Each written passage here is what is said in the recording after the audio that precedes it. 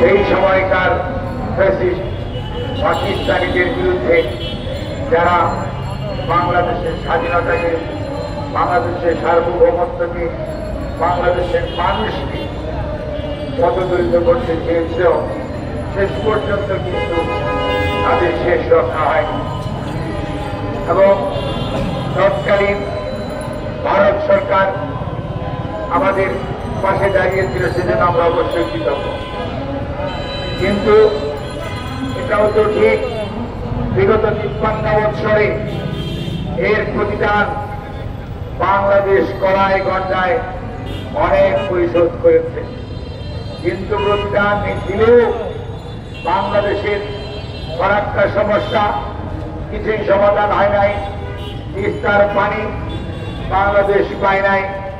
এখনো যখন বর্ষা হয় তখন বাঁধ করে দিয়ে বাংলাদেশকে ভাসিয়ে দেওয়া হয়, এটা প্রধানমন্ত্রীর লক্ষণ নয়।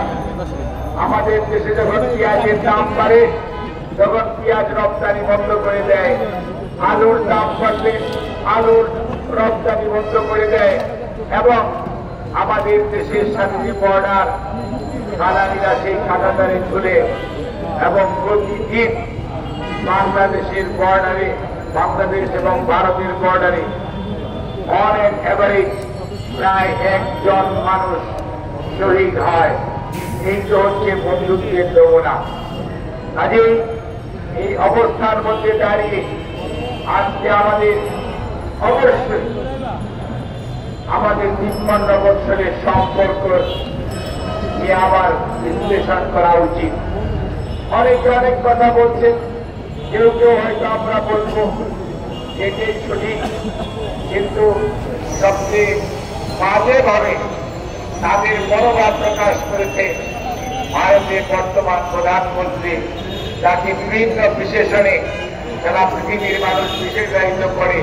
আমি সেগুলো বলতে চাইনি, কিন্তু উনি যে কথাটি 16 ডিসেম্বরে টুইট করেছে, সেটি সত্যিকার অর্থে বাংলাদেশের অস্তিত্ব, বাংলাদেশের স্বাধীনতা এবং সার্বভৌমত্ব নিয়ে উনি প্রশ্ন তুলেছেন।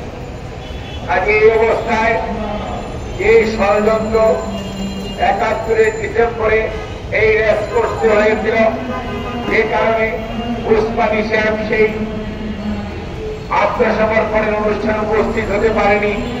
সেগুলো অনেক অজানা কথা, সেগুলো আজকে আমাদের জানতে হবে এবং মনে রাখতে হবে। বাংলাদেশের স্বাধীনতা এবং সার্বভৌমত্বে বিগত 52 স্বৈরাচার তারা বিশ্বাস করত না।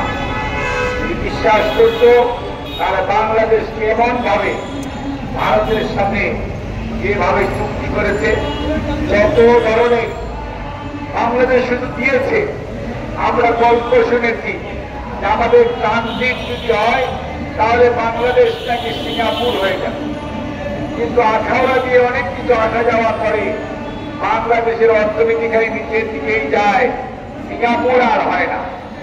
কাজেই যারা এই সমস্ত গল্প বলেছেন তারা বাংলাদেশকে শোষণ করার জন্য যা যা করা দরকার তা তারা ভারত উপহার দিয়েছে।